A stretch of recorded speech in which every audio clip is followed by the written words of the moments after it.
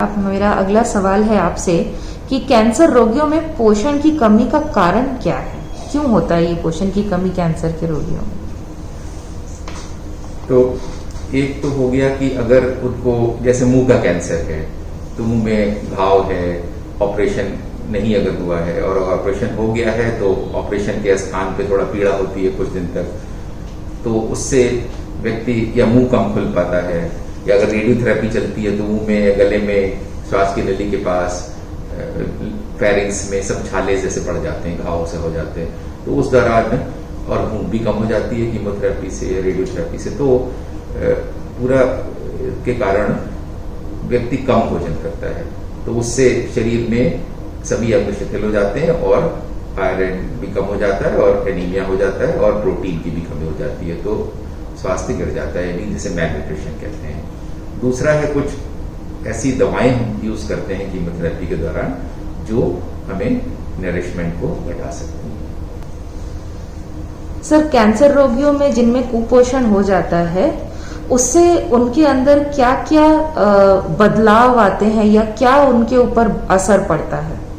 जी, तो उनका वजन गिर सकता है, कमजोरी आ सकती है, और यदि किसी विशेष तत्व का या एलिमेंट्स का कमी हो गया, जैसे आयरन का, प्रोटीन का, जैसे ऋचा जी ने बताया, तो उससे हमें एनीमिया भी हो सकता है और मस्कुलर वीकनेस काफी हो जाती है। मुख्यतः यही है, मैलन्यूट्रिशन होता है और एनीमिया भी हो सकता है। सर, कुपोषण कैंसर रोगियों के उपचार के परिणाम को कैसे प्रभावित करता है? देखिए, उपचार के दौरान हम जब कीमोथेरेपी दे रहे हैं तो ये बहुत आवश्यक है कि हमें जो श्वेत और लाल रुधिर कणिकाएं हैं, यानी कि white blood cells, red blood cells, वो 2 से 3 सप्ताह में पुनः बन जाएं अपनी मात्रा में, ताकि हम कीमोथेरेपी का कोर्स 3 हफ्ते तक देते रहें। अगर 3 हफ्ते बाद डॉक्टर चेक करते हैं, ब्लड काउंट कराते हैं, अगर red blood cells, white blood cells अपनी मात्रा में नहीं बने हैं तो हमें कीमोथेरेपी डिले करनी पड़ती है, 1 से 2 सप्ताह तक डिले हो जाता है। तो इसलिए अत्यंत आवश्यक है कि उस समय हमारा न्यूट्रिशन बैलेंस रहे, अप्रोप्रिएट रहे, ताकि रुधिर कणिकाएं अपने समय से बन जाएं। सर, क्या इस कुपोषण से कैंसर के मरीजों की मृत्यु भी हो सकती है? क्या ये इतना सीरियस है? क्या इतना भयानक रूप ले सकती है? जी, ये दुख का विषय है कि यदि मैलन्यूट्रिशन यानी कि कुपोषण बहुत अत्यधिक गंभीर रूप में हो गया है और शरीर का वजन बहुत गिर गया है, प्रोटीन की कमी हो गई है, मस्कुलर वीकनेस हो गई, तो देखिए पूरे शरीर में जो हमारे अत्यंत आवश्यक अंग है, जैसे कि फेफड़े सांस लेने में, उसमें मसल्स काम करती हैं, रेस्पिरेटरी मसल्स कहते हैं। हृदय जब पंप करता है, रक्त को शरीर के सब अंगों में भेजता है, तो उसको भी मसल है वो एक प्रकार की, वो रक्त पंप तभी कर पाएगा जब उस मसल को अप्रोप्रिएट मात्रा में प्रोटीन और एनर्जी मिलेगी। तो अगर मसल बहुत कम हो गई, पूरी जो शरीर की जो मांसपेशियां हैं बहुत कमजोर हो गई मैलन्यूट्रिशन के कारण, तो हमारा हृदय अच्छी तरह से काम नहीं करेगा और हमारे फेफड़े अच्छी तरह से श्वास नहीं ले पाएंगे, क्योंकि जो रेस्पिरेटरी मसल्स हैं हमारी, डायफ्राम और सांस लेने की अन्य मसल्स, वो कमजोर हो गई हैं, तो इससे मृत्यु नहीं हो सकती। और कभी कभी ये देखा गया है कि मैलन्यूट्रिशन के कारण शरीर की जो रोग निरोधक क्षमता यानी इम्यूनिटी होती है वो बहुत कम हो जाती है, क्योंकि जो एंटीबॉडीज हैं, जो इम्यूनोग्लोबुलिन्स, वो भी तो प्रोटीन से ही बन रही हैं। तो अगर प्रोटीन बहुत अधिक कम है, एंटीबॉडीज नहीं उचित मात्रा में बनेगी, तो कोई भी इंफेक्शन हमें गंभीर रूप से हमें फिर भावी हो जाएगा और फिर हमें बीमारी कर सकते हैं।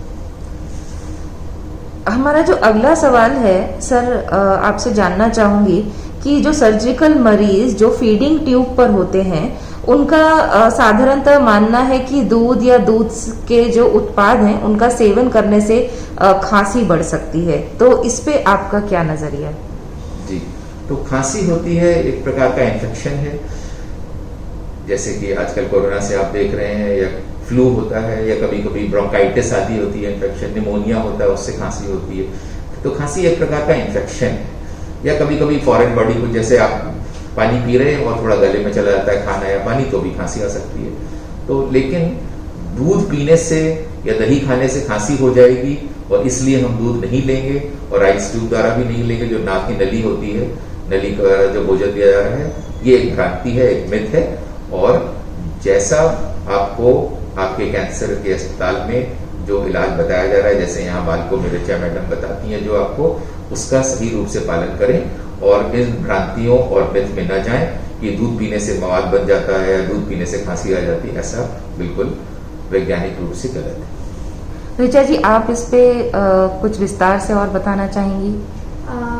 मैं इस क्वेश्चन के लिए पहले तो सर को भी, मतलब इसके आंसर के लिए सर को थैंक यू बोलना चाहती हूँ, क्योंकि हमारे पास जब भी ऐसे पेशेंट आते हैं जो राइस ट्यूब पे रहते हैं, जिनका सर्जरी हुआ आता है मुंह का, तो उनको नाक की नली डाल दिया जाता है और हमको बोला जाता है कि अच्छा प्रोटीन देना है पेशेंट को। तो हम लोग जब फीडिंग पेशेंट का स्टार्ट करते हैं तो वो इनिशियल 2-3 दिन तो पेशेंट लेते हैं और फिर उनको कोई दिक्कत नहीं होता है, लेकिन वो कुछ दिन बाद वो इसका शिकायत करते हैं कि उनको बलगम बन रहा है, उनको खांसी आ रहा है, उनको बहुत ज्यादा म्यूकोस बन रहा है, तो वो दूध नहीं लेंगे। अब हमारे हॉस्पिटल में जो हम फीडिंग दे रहे हैं, हम उसको उसी तरीके से प्लान करते हैं ताकि पेशेंट को जो रिक्वायर्ड मात्रा में एनर्जी और प्रोटीन की जरूरत है वो मिल सके। पर जब पेशेंट ऐसे रिफ्यूज करते हैं तो हम अपने पेशेंट की खुशी भी हमारे लिए जरूरी होती है, तो हम उसको हटाते हैं, तो हम उनको बताते हैं कि ये चीज आपका हटा रहे हैं दूध वगैरह, तो आपका प्रोटीन कम हो रहा है, इसीलिए हम उसे कॉम्पनसेट करने के लिए पेशेंट्स को प्रोटीन सप्लीमेंट्स प्रिस्क्राइब करते हैं। ये एक डिबेटेबल टॉपिक है कि बहुत सारे डॉक्टर्स ऐसा मानते हैं कि प्रोटीन सप्लीमेंट्स को नहीं यूज करना चाहिए और आप नेचुरल फूड्स खिलाइए, पर जब हम डाइटिशियंस हैं, हम दोनों के बीच में फंसे जाते हैं। डॉक्टर कहता है कि प्रोटीन मत लिखो, दूध पिलाओ, पेशेंट बोलता है हम दूध नहीं पिएंगे, हमें कफ होता है, हमें बलगम होता है, और हमें दूसरे तरफ से डॉक्टर बोलता है प्रोटीन भी पूरा करो। तो हम उसको इसीलिए प्रोटीन सप्लीमेंट्स प्रोवाइड करते हैं, प्रिस्क्राइब करते हैं, ताकि उनका प्रोटीन रिक्वायरमेंट पूरा हो पाए। अब आप दूध नहीं लोगे तो आपको हम जूस देंगे, या मान लीजिए दाल पानी देते हैं, या हम आपको सब्जियों का सूप देते हैं, तो वो राइस ट्यूब में आपको प्रोटीन नहीं देगा, तो आपको हम प्रोटीन कैसे देंगे? इसलिए हम प्रोटीन सप्लीमेंट लिखते हैं। एज अ डाइटिशियन हम भी ये आपको बोलते हैं कि नेचुरल फूड का मुकाबला कोई नहीं कर सकता है, लेकिन जब आप नेचुरल फूड को ही नहीं लोगे, आप राइस ट्यूब से आप चाहो तो मट्ठा और लस्सी भी ले सकते हो, वो आपके सीधे पेट में जाना, आपके फेफड़ों की तरफ नहीं जाना है, तो वो भी आपको अच्छा प्रोटीन देता है, साथ में आपको प्रोबायोटिक देता है, जिससे आपको पेट में अच्छे से पचे और आपको गैस फॉर्मेशन कम हो या एसिडिटी कम हो। पर जब पेशेंट बिल्कुल रिफ्यूज करता है, वो कभी कभी थोड़े गुस्सा भी हो जाते हैं, हमने देखा है, तो फिर हम लोग मजबूरन अपने पेशेंट्स को प्रोटीन सप्लीमेंट्स प्रिस्क्राइब करते हैं ताकि उनकी प्रोटीन रिक्वायरमेंट को पूरा कर सके। मैं हर पेशेंट को यही बोलना चाहती हूँ कि दूध पीने से और दही से आपको ना कफ होता है, ना ही आपको घाव पकता है। फीमेल पेशेंट्स को ये बहुत डर होता है जब उनका ओवरी का सर्जरी होता है, या ब्रेस्ट का सर्जरी होता है, या सर्विक्स का होता है, या कहीं का भी सर्जरी उनको होता है, उन्हें लगता है वो पक जाएगा। तो हम उनको प्रैक्टिकली समझाते हैं कि मैडम आप खाना जो खा रहे हैं वो पेट में जाएगा, वो आपके स्तन की तरफ नहीं जाएगा, तो वो कहाँ से पक जाएगा। या हम कभी कभी ऐसा भी करते हैं कि हम एक फीमेल है तो हम दूसरी फीमेल को ही लेकर आते हैं, जैसे किसी नर्स को लेकर आएंगे जो खुद भी कभी कोई ऑपरेशन करा चुकी है, तो हम उनको बोलते हैं कि आप समझाओ कि आपने अपने ऑपरेशन में तो खाया था ना दही, आपको पका?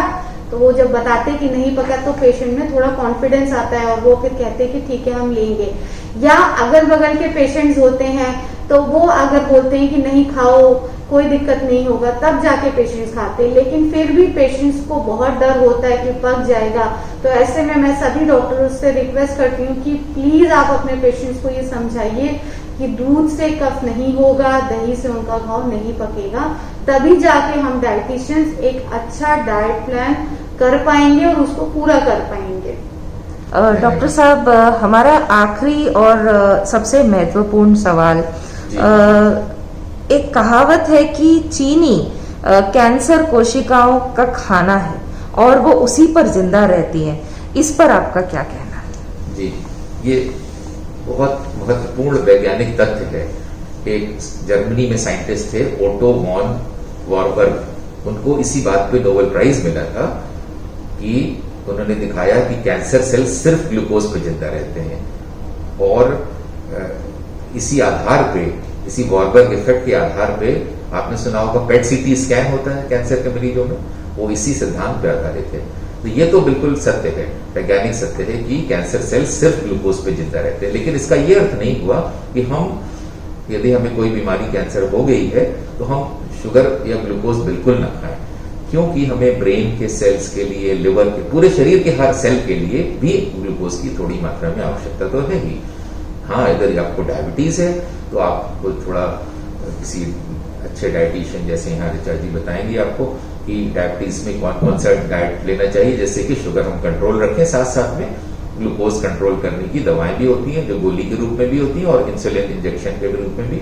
तो डायबिटीज कंट्रोल करते हुए थोड़ी मात्रा में हमें शुगर जरूर आवश्यकता है, वो स्वास्थ्य के लिए आवश्यक है।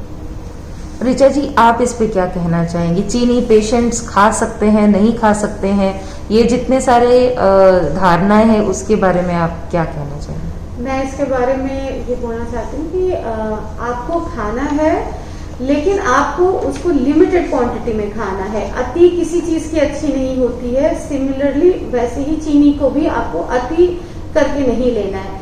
पर ये जरूरी है समझना, जो आपके आसपास के लोग आपको राय दे जाते हैं कि चीनी मत खाना, उससे बढ़ जाएगा, आपको ये भी देखना है कि आप इस बीमारी से डील कर रहे हो, ना कि आपके पास वाले आपके पड़ोसी कर रहे हैं। तो जब एक कैंसर का पेशेंट जब वो कीमोथेरेपी में जा रहा होता है, रेडिएशन थेरेपी में जा रहा होता है, उसको खाना नहीं अच्छा लगता है, खाना खा के उल्टी होती है और आपको उसे खिलाना भी है, तो अगर वो लिमिटेड मात्रा में मीठा खाता है तो ऐसा बुरा नहीं है। ऐसी जूस पीना है कि नहीं पीना, देखिए फलों की मिठास बुरी नहीं होती है। आप जो चीनी खा रहे हैं एक्स्ट्रा मात्रा में वो बुरी है, लेकिन जो फलों की मिठास है वो बुरी नहीं है आपके लिए। अगर चीनी नहीं खाना चाहते तो गुड़ के फॉर्म में ले सकते हैं या ब्राउन शुगर के फॉर्म में ले सकते हैं। हर चीज में मीठा नहीं हो, लेकिन इतना तो हो सकता है आपके खाने में मीठा कि आप मिनिमम वो कैलोरीज तो पा सको ना, वो प्रोटीन तो पा सको ना, जिससे आप अपने ट्रीटमेंट को तो कैरी कर सको। आप अगर सब कुछ हटा दोगे खाने से, फिर आप खाओगे क्या? कि चीनी भी नहीं खाना, नमक भी नहीं खाना, तेल भी नहीं खाना, तो फिर पेशेंट खाएगा क्या? इसलिए मैं सभी को ऐसा बोलती हूँ, जैसे जो मेरी डाइटिशियंस हैं, कि किसी भी पेशेंट को ये मत बोलो कि फैट फ्री डाइट है, कार्बोहाइड्रेट फ्री डाइट है। अगर आप ऐसे बोलोगे तो आप खुद ही कोई पेशेंट का डाइट नहीं प्लान कर पाओगे।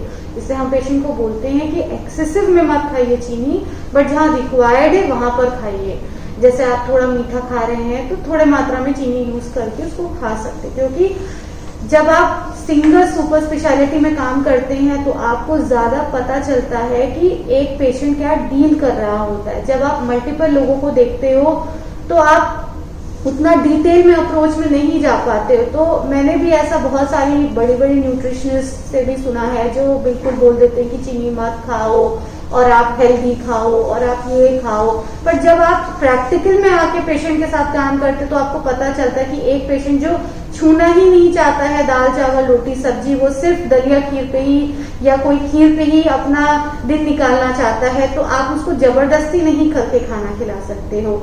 ये एक बहुत इंपॉर्टेंट चीज है जो मैं इस माध्यम से बोलना चाहती हूँ। आप दवाई तो जिद करके खिला सकते हो, लेकिन आप खाना जिद करके नहीं खिला सकते, और वो भी आप अगर कैंसर पेशेंट को देख रहे हो।